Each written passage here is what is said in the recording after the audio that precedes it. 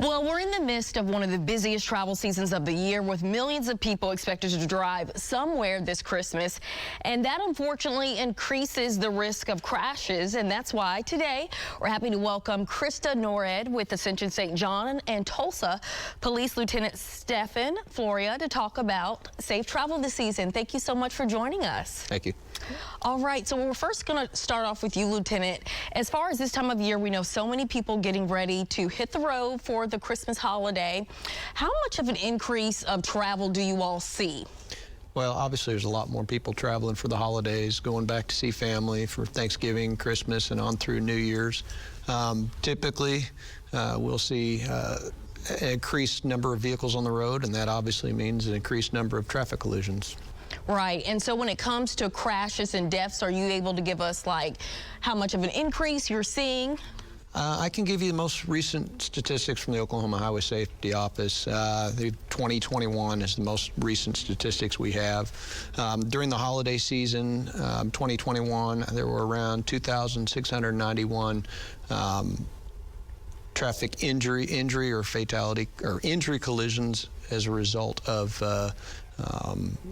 during that holiday season. I think somewhere like 147 of those were alcohol, drug related. And do you have like a certain time period when it typically peaks, would you say, like maybe a couple days before?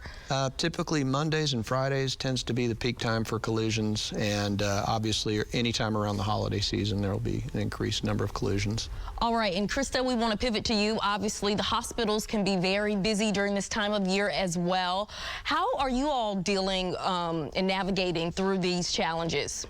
So we're doing the best we can. It's winter. People are sick. Holidays come in, injury crashes. We do the best we can. We are always going to be there to take care of somebody.